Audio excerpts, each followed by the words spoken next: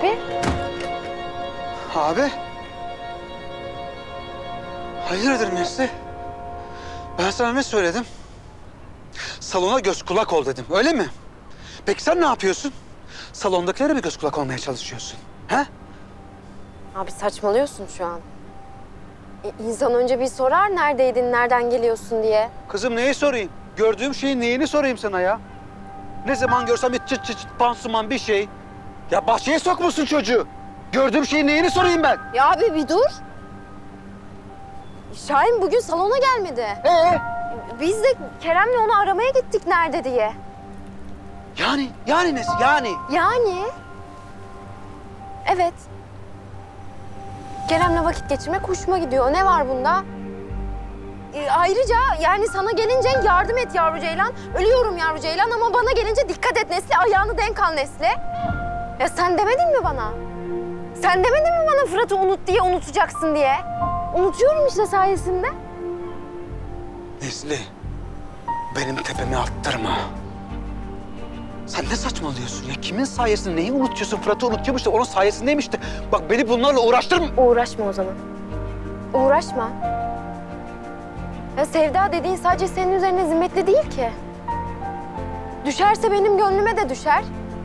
Ve ben de kimseye hesap vermem seviyorum diye. Ben sana bugüne kadar birini sevmeyeceksin dedim mi? Kimseyi sevmeyeceksin dedim mi? Benim ağzımdan böyle bir şey çıktı mı bugüne kadar?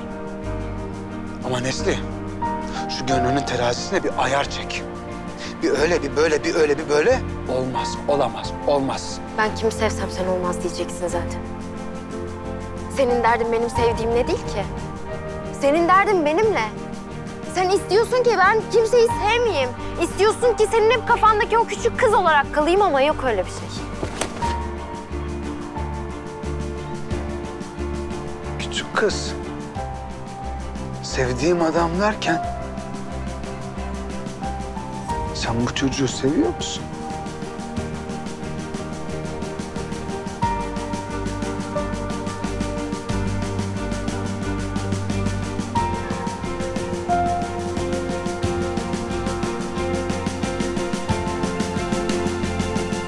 Seni ilgilendirmez.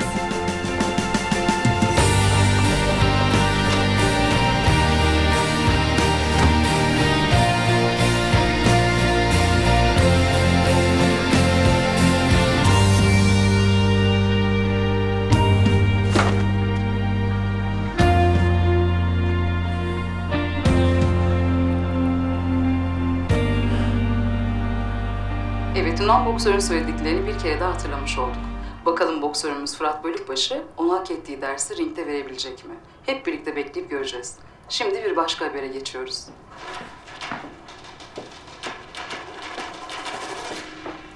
TRT abi.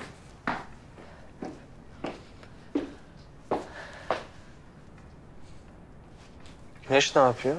Uyudu. Uyudu mu? Evet. Nasıl olabilir böyle bir şey? Niye? Profesör burada. Profesör yanında olmadan hayatta uyumaz o. Ciddi misin? Evet. Bak hatta Artvin'de bir kere arkadaşını unutmuştu. Gece 3'e kadar uyumadı çocuk. Babasına durumu izah ettim de gittim aldım geldim anca gözünü kapattı.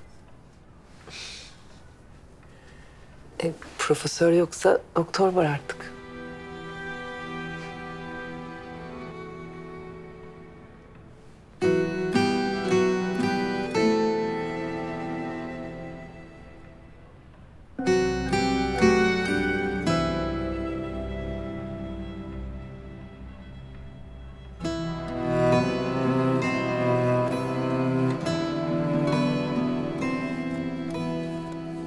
İyi misin? Olabildiği kadar.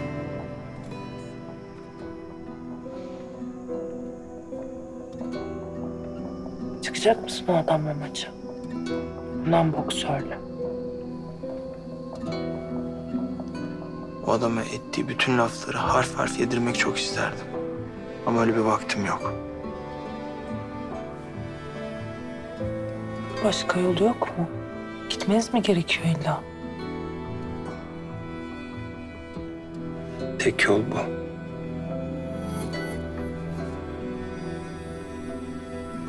O kadar kadar isterdim ki sizinle gelmeyi. O kadar isterdim ki yanımızda olmanı.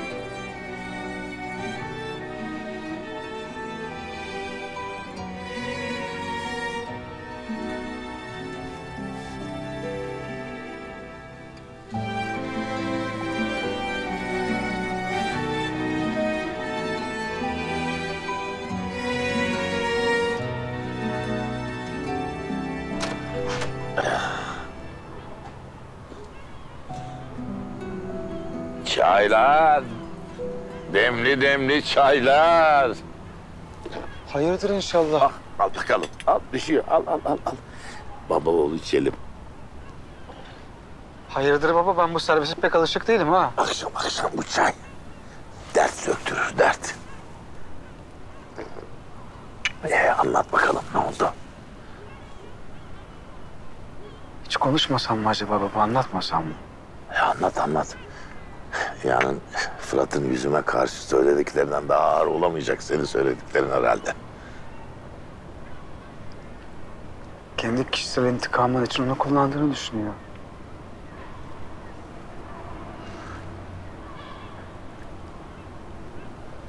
Baba, sen böyle bir şey yapmazsın değil mi? Benim babam kendi hırsı için böyle bir şey yapmaz. Öyle değil mi baba? Zafer, yani bunu 10 gün önce söyleseydin... salondaki o gürgen sopayla seni 4 mahalle kovalardım. Ama şimdi... Şimdi?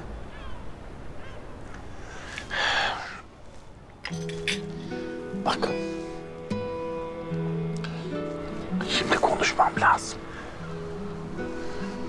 Bak Zafer, hayatımdaki en büyük hayal kırıklığını bana Derviş Aladağ yaşattı. Ondan sonra dostum oldu, arkadaşım oldu ama hiçbirine dostum, arkadaşım diyemedim. Hatta sizlere bile, sana, Nesli'ye bile kaya gibi davrandım. Neden? Çünkü Derviş'in sırtıma sapladığı hançerden korktum. Yani biraz yumuşasam en yakınlarımdan biri beni sırtımdan bıçaklar mı diye korktum hep. Bütün hayatımı o rezil herifin yaptıklarının bedelini ödeyeceği günü beklemekle geçirdim Zafer.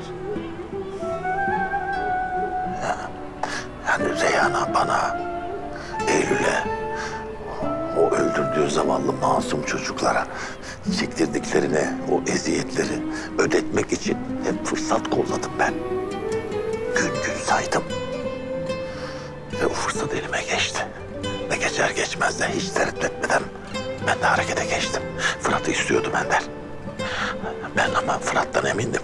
Yani Fırat'ı kendi dünyasına çekemeyeceğinden, kendine benzetemeyeceğinden çok eminim. Hala da eminim. Ama Güneş'in torunu olduğunu bildiğini hesap edemedim. Yani bu işte o kadar inceleyip sık dokudum ama orada atlamışım. Hesap edemedim işte. Yani bu benim kişisel hırsım mı yoksa adalet duygum mu bilemiyorum. O adi herif 30 yıl önce bana insanlara güvenmemeyi çok acı bir şekilde öğretti. Şimdi de kendime bile güvenmemeyi öğretiyor. İçim yanıyor Zafer.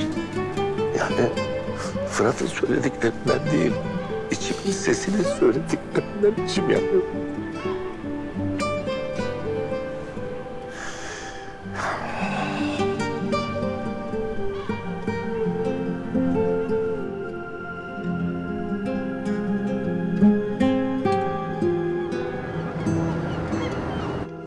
Abla, ben sana bir fiyat vermiştim değil mi?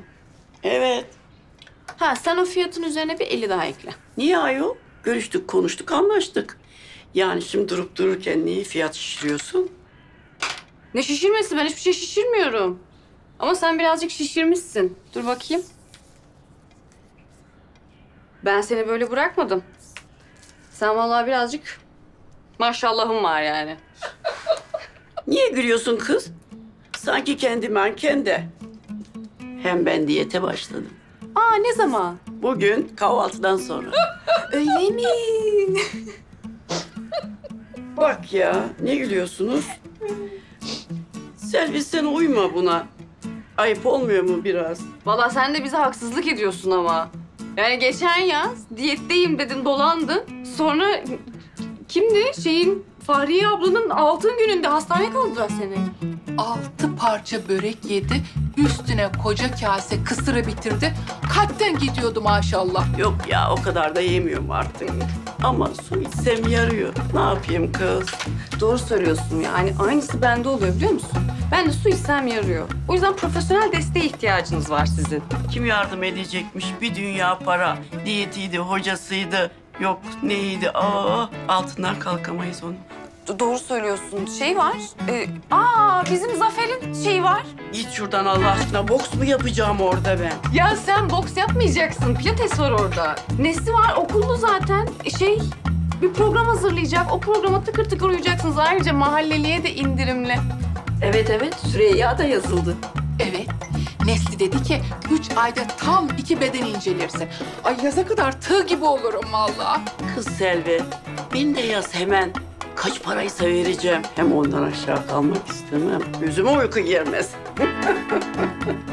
Senin gözün uyku girsin. Ben hemen yazarım.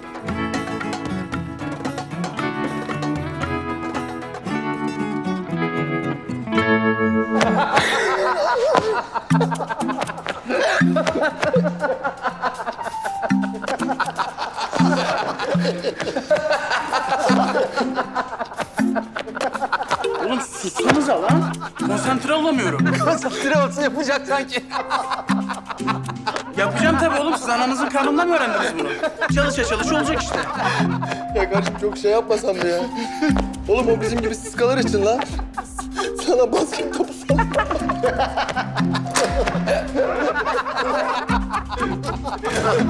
Oğlum memlekette kıyamet kopuyor, siz burada goy goy peşindesiniz ya. Ne oldu lan? Ne demek ne oldu oğlum? İzlemediniz mi? Neyi? Ne oldu oğlum? Çık hadi aç. Gel de gör neyin ne olduğunu bak. Gel. Böyle bir yol ver. Dur. Al. Var ya yemin ediyorum her izlediğimde elim ayağım çekiliyor ya. Şu anda şehrin göbeğinde üzerimize saldırdı bu adam. Görmüyor musun adamı nasıl dövüyor? Silahla aradınız mı? Ne oluyor kardeşim? Polisi arasana. Dağ başı mı lan burası? Ne oluyor burada? Ne oluyor kardeşim? Çek! Devam çek! Yaz altına! Ben Ratko! Şampiyon! En büyük! Bana kafa tutan Türk'ün sonu bu!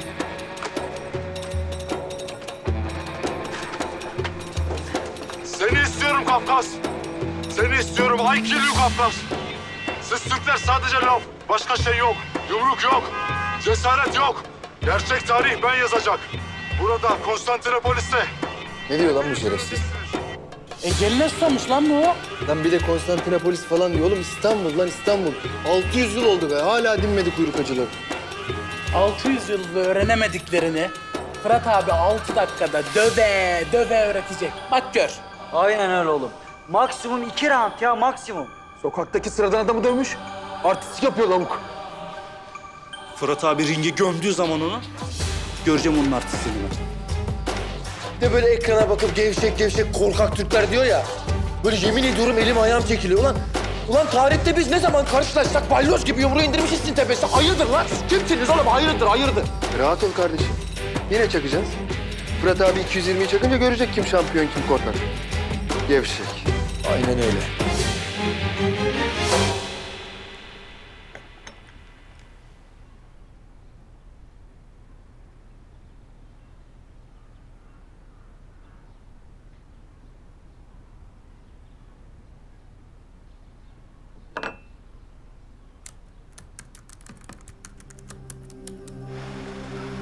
Hepiniz göreceksiniz. Korkak Türkler! Cesaret göreceksiniz. Burada ben yazacak, Konstantinopolis'te. Gerçek tarih ben yazacak. Seni istiyorum Kafkas.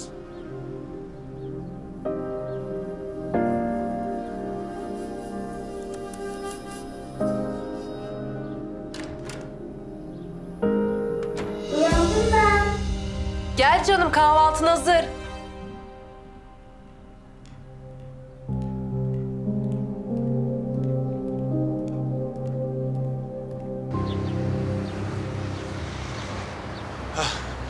Zafer.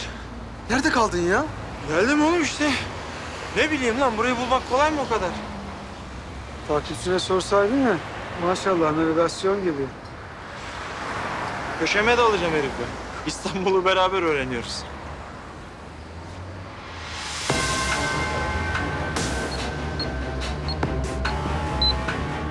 Neresi oğlum burası, hayırdır?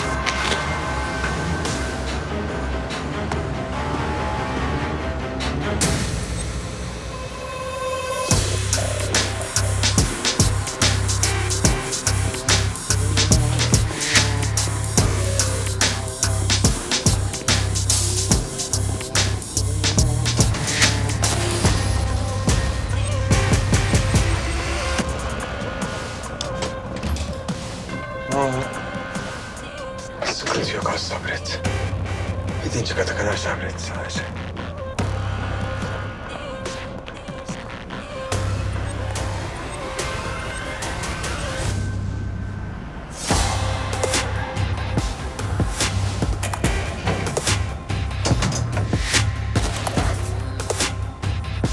Nereden? Yukarıda.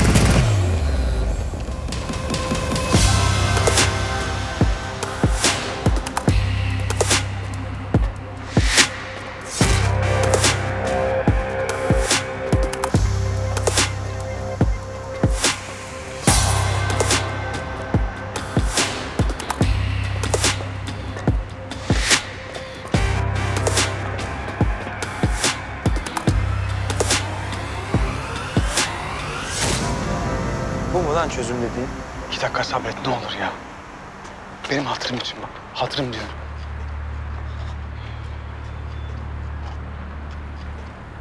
Ziya komiserim. Merhaba Fırat. Merhaba komiserim. Biliyorum bana da kızıyorsun ama sağlıklı hareket etmemiz ve işlerin karışmaması için Derviş'in Güneş'in dedesi olmasını senden gizlememiz gerekiyordu. Bu şekilde de işler karışmadı mı? Haklısın, karıştı. Olayların bu noktaya geleceğini tahmin etmeliydim. Hata benim. Ama merak etme, seni bu ateşin içinde yalnız bırakmayacağım. İstersen tanık koruma programına dahil edeceğim seni. Bu keşmekeşten çekip oğlunla birlikte güzel bir hayat kurmanı sağlayabilirim. Evet sayın seyirciler, Yunan boksör Ratko Bakakis'in trafikte bir vatandaşımız darp ettikten sonra 4 altın kemer sahibi boksörümüz Fırat Bölükbaşı'na meydan okuduğu video sosyal medya gündemine adeta bomba gibi düştü. Çok kısa sürede milyonlarca izlenme alan video, trend videolar listesinde zirveye oturdu. Yunan boksörün haddini aşarak Türklere hakaret etmesi büyük tepkilere yol açtı. Ülke için Kafkas hashtag'i altında içlerinde ünlü sanatçılarımızın da olduğu on binlerce vatandaşımız boksörümüz Fırat Bölükbaşı'na destek veriyor. Bakakis işin ayarını kaçırdı. Biz Fırat'ı kışkırsın istedik. O memleketi ayaklandırdı. Haklısınız Derviş Bey. Mesele kontrolümüzden çıktı. Mesele kontrolümüzden çıktı da Fırat hala kontrolümüzde. Maçın büyümesi Fırat'ın kararını daha kritik hale getirdi. Fırat'ın yanlış bir karar vermesini önlemeliyiz. Ne diyorsun Fırat? Kabul ediyor musun tanık korumayı? Vallahi başka çarem yok ki, mecburen oğlum için. Ama nasıl olacak? Derviş'in nefesi sürekli ensemde. Biliyorum. Daha temkinli olacağız. Bundan sonra seninle iletişimi Zafer'in üzerinden yapacağız. Yarın da seni kaçıracağız. Benim bildireceğim bir yere seni ve Güneş'i Zafer getirip oraya bırakacak. Oradan bir araba sizi alacak, tanık koruma evine götürecek. Prosedür gereği birkaç gün orada kalacaksın. Yeni kimlik ve pasaportlar geldiğinde Aladağlı'nın ulaşamayacağı bir yere göndereceğiz seni. O arabaya bindiğin zaman her şeyi geride bırakacaksın. Adını, Dostlarını, hatıralarını, her şeyi geride bırakacaksın. Belki de bir daha asla Fırat Bölükbaşı olamayacaksın. Biliyorum. Peki Zafer, benden haber bekle. Size iyi günler.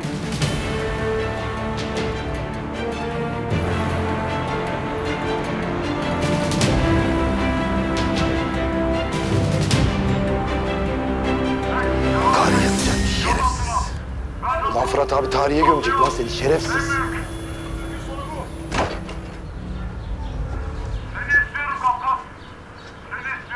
Kusura bakma biraz beklettim. Nesli şu Radko'nun videosunu izledin mi? İzledim. Zaten o yüzden beklettim seni. Eceli gelen köpek ya. Ama Fırat abi yutturur onun lafları ben sana söyleyeyim ha. İnşallah. Hadi gidelim. Hadi.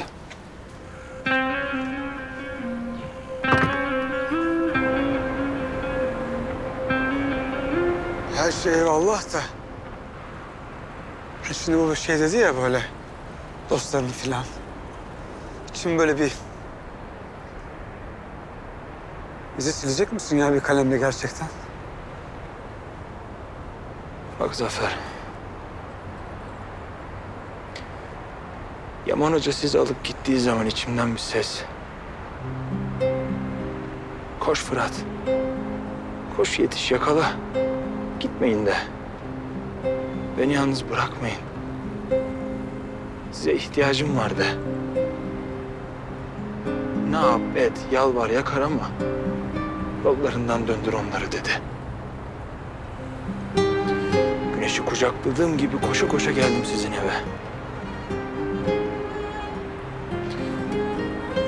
Ama yetişemedim. Meğer geceden çıkmışsınız yola. Çöktüm kaldım sizin kapının eşiğine. Elimde lokma kadar bebek. Bak karımı toprağa sormamış ulan. Yapayalnız kaldım ortada. Tabii Güneş minnacık çocuk. Başladı ağlamaya. Ben de başladım ağlamaya. Ama sadece çaresizlikten, üzüntüden değil, hırsımdan da ağlıyordum. En sevdiğim insanlar, ailem dediğim insanlar sap gibi bıraktılar beni ortada. Yapayalnız kaldım bir başıma. Yediremedim yalnızlığı.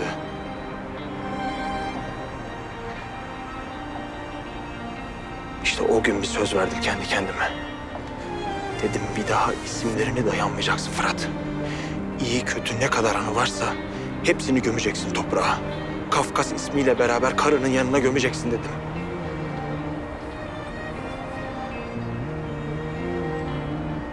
Çok zorladım, çok uğraştım be Zafer. Unutmak için çok uğraştım. İyi kötü ne kadar hafızamda anı varsa hepsini silmek için çok uğraştım. İşte o zaman anladım. Hatıralar sadece hafızanda birikmiyormuş. Yüreğinde de birikiyormuş meğer. Kalbin attığı sürece yüreğinde bir parmak izi gibi taşıyorsun her şeyi.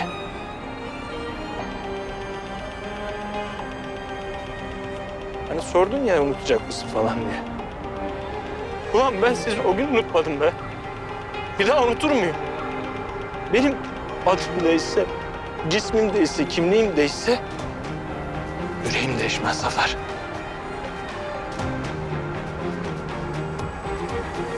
Siz Necdet buradasınız.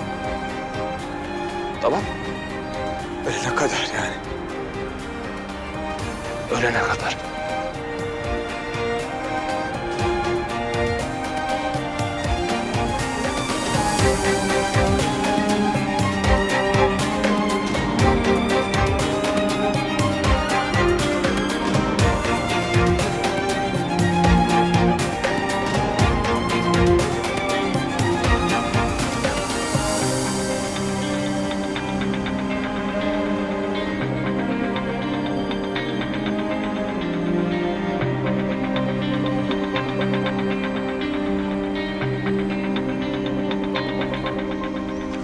Ayşe ne diyeceksin peki?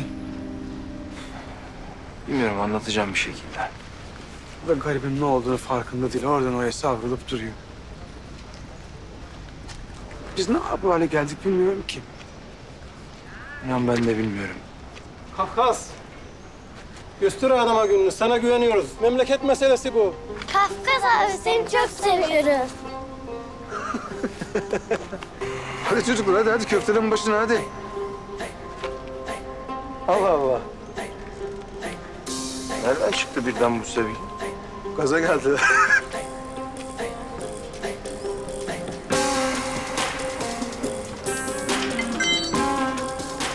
Kafkas. Ey aslanım benim be. Şu yürüyüşe bak. Kim olduğunu bilmiyorum senin. Göster ona gününü. Kır ağzını yüzünü. Üstüne bak vurma üstüne hadi.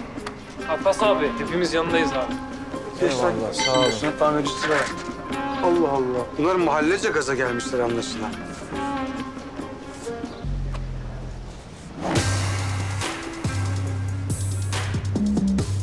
Hayda. Hayırdır oğlum? Bu ne hal lan? Aylak esnaf gibi çökmüşsünüz buraya. Ne iş? Dallandık hocam içeride. Sığamıyoruz hocam, sığamıyoruz içeri. Aynen abi. Lokma yemedin lokma baksana. Sen. Ne oldu oğlum, hayırdır? Ne sıkıntınız var?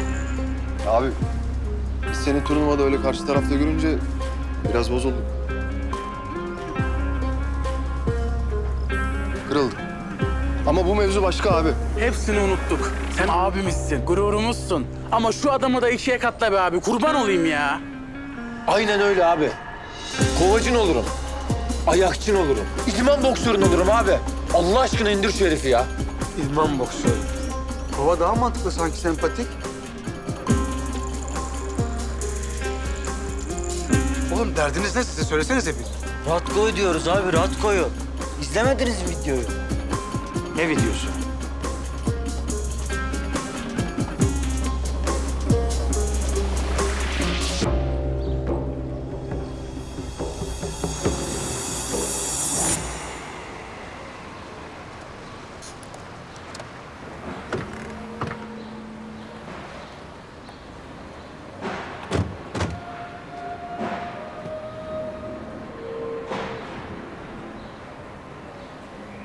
Burası olduğuna emin misin? Hiç verdiği adres burası Nesli. Merhaba, kolay gelsin. Buyurun. Kime bakmıştınız? Biz Şahin'in arkadaşlarıyız da geldiğimizi haber verebilir misin? Şahin birkaç hafta önce işten çıkarıldı. Artık çalışmıyor burada. Peki tamam teşekkür ederiz sağ olun. Ben teşekkür ederim. Kerem nerede? Bu çocuk başına bir şey gelmiş olmasın? Bilmiyorum Nesli. Bildiğim tek bir şey var, onu bulana kadar durmayacağız. İyi de nerede arayacağız ki? Burada da yok. Ya onu da bilmiyorum. Her yere baktık onu bulabileceğimiz. Hadi gidelim. Pardon, bakar mısınız? Niye aramıştınız Şahin'i? Biz Şahin'in arkadaşlarıyız. Onu merak ettik. Ya bir süredir arıyoruz ama bulamıyoruz. Ben Şahin'in nerede olduğunu biliyorum. Gerçekten mi?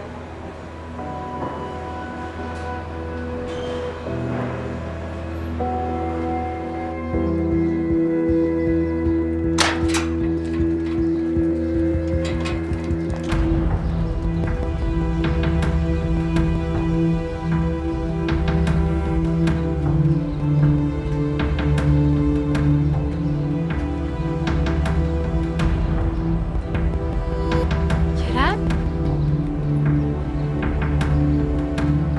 Burası nasıl bir yer ya? Bilmiyorum Nesli. Çıldıracağım ama nerede bu çocuk?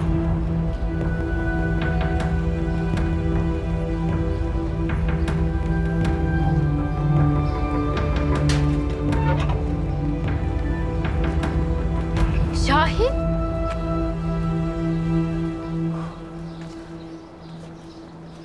Şahin sen burada mı kalıyorsun? Siz nasıl buldunuz beni? Arkadaşın söyledi.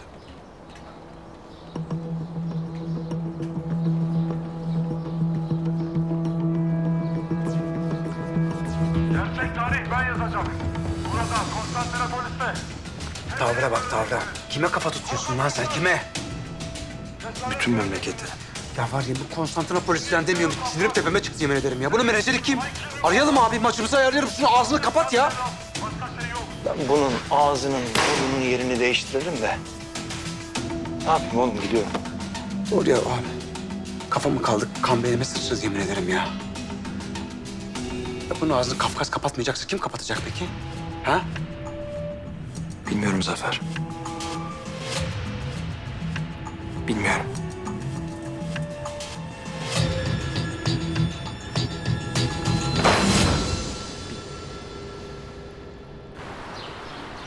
Senin Kerem'le olayın ne Şahin? Yok bir olayım benim onunla.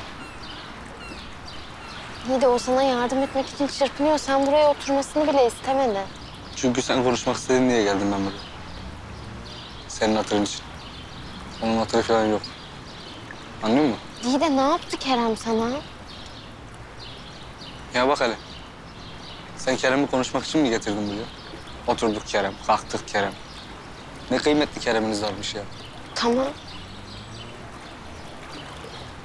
Ben zaten senin derdini öğrenmek için geldim. Ne oluyor Şahin? Neden kaçıyorsun bizden? Öylesi daha iyi. Hepimiz için. Şahin bunun nesi iyi? Bak salonu bıraktın diyorum. Kaç gündür gelmiyorsun. Boş ver beni Nesli. Yan yanayken de kimse görmüyordu zaten. Kim görmüyordu Şahin? Sen abimle babamın en gözde boksörüsün. Bunu çok iyi biliyorsun. Öyle mi sence?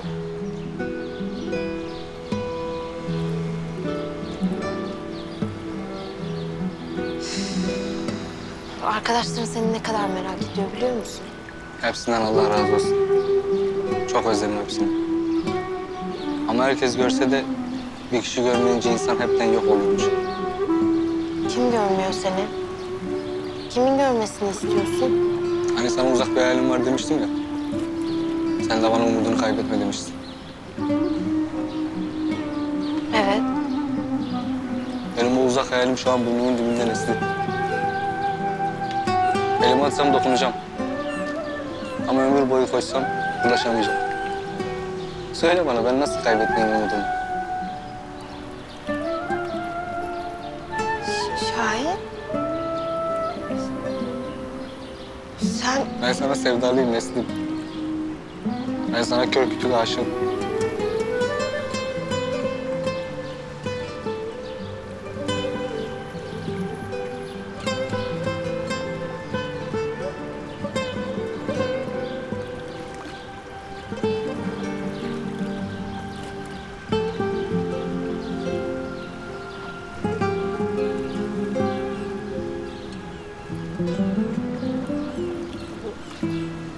Şahin bak, ben fark etmedim bugüne kadar.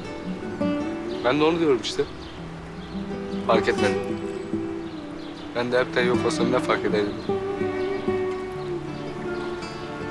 Olur mu öyle şey? Saçmalama. Bak sen benim için çok kıymetlisin.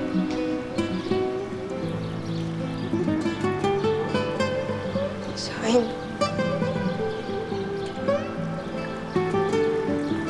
Bak sen benim için çok kıymetlisin.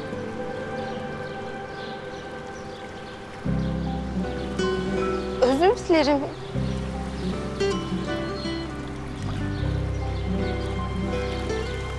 Ben çok seviyorum seni. Gerçekten çok seviyorum.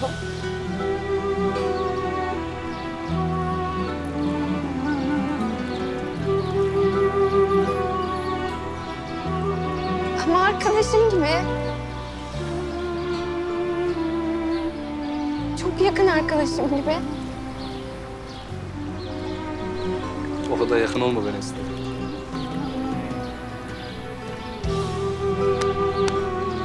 Ben yine yanlış anlar umutlanırım. Hazır ümidimi kaybetmişken. Ne olur bırak yolumu bul. Ne olur.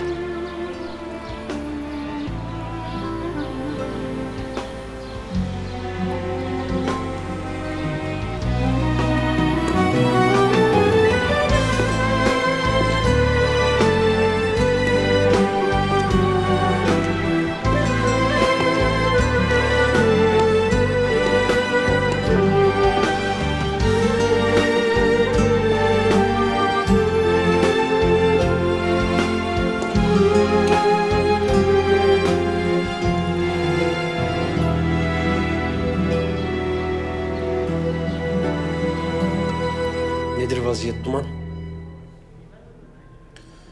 Emrettiğiniz gibi. Suna Hanım'ı araştırdım Tansel Bey. Kafkas'ta durumu nedir? Zarf atmış değil mi Aladağlı? Pek öyle değil. Aladağlı haklı galiba. Kafkas oğluyla beraber 2 gün Suna Hanım'ın evinde kalmış Tansel Bey. Geberteceğim o herifi, geberteceğim.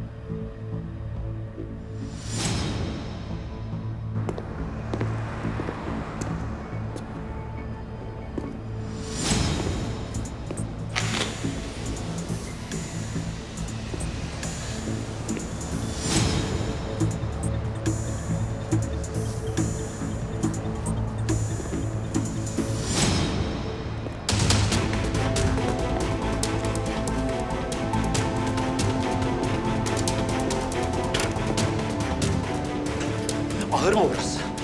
Kapıyı vurmadan niye giriyorsun? Çık dışarı! Fazla kalmayacağım zaten. Ben artık Yaman Hoca'nın salonunda değilim. Ayrıldım. Senin için dövüşmek istiyorum Tansel Bey. Yaman mı gönderdi seni? Aklınca içimize muhbir mi sokmak istiyor? Bana bakın Tansel Bey. Ben muhbir falan değilim. Kafamı da kessen gambazlık yapmam. Anlıyor musun? Para kazanmaya ihtiyacım var. Dövüşmek istiyorum. İster ring ister kafes. Hiç fark etmez.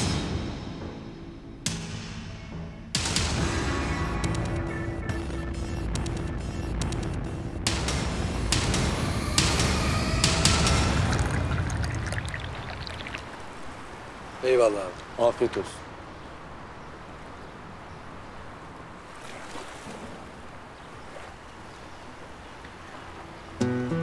Ben sana sevdalıyım Neslim. Ben sana kör kütük aşığım.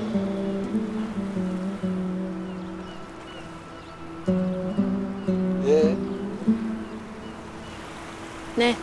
Ne demek lan? Anlatmayacak mısın Şahin'le ne konuştuğunu?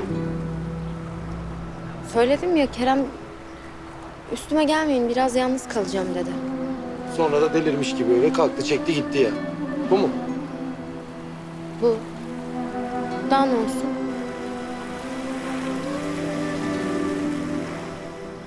Bilmiyorum Nesli. Tabii ki sen benden daha iyi tanırsın ama... Şahin öyle bir çocuk değil yani. Yok böyle şekiller, tribe girmeler falan. Şahinlik değil yani. Haksız mıyım? Bence bu işin altında başka bir şey var. Varsa da ben bilmiyorum. Kerem anlatmadı. Bence biz onu bir süre rahat bırakalım. Kafasını toplasın. Yahu biz rahat bırakalım da alacakları nasıl rahat bırakacak? Nereden bulacak bu çocuk parayı? Nasıl ödeyecek Nesli? Bilmiyorum. İçimden bir ses bu iş kötü bitecek diyor ama. Hadi hayırlısı. Kerem. Sen o içindeki sese bir ayar mı versen acaba? Sürekli moral bozuyor, farkında mısın? Daha güzel bir şey söylediğini duymadık.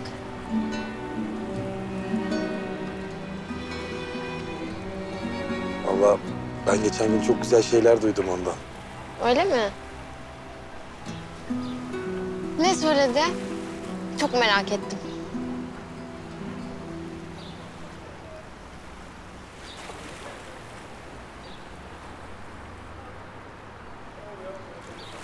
Bütün ömrümü bir çift yeşil göze nasıl sığdırdın sevgili? Annemin kokusunu, babamın öyküsünü, kaybetmenin kaygısını, ölüştüklerimi, alıştıklarımı, dövüştüklerimi. Ne varsa beni ben yapan, ne varsa benden kopan. Bir çift yeşil göze nasıl sığdırdın sevgili?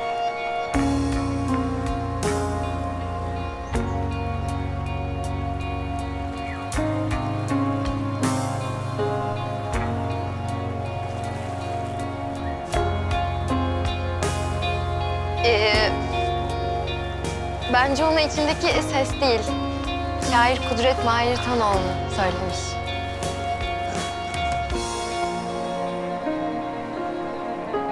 Sen bakma benim boksör olduğuma. Bir süredir ben bütün şairleri içimde taşıyorum sayende. Onlardan biri sesleri vermiş işte. Bravo Kerem. Çok güzel yalan söylüyorsun. Estağfurullah. O sizin güzelliğiniz. Buyurun efendim. Teşekkür ederim.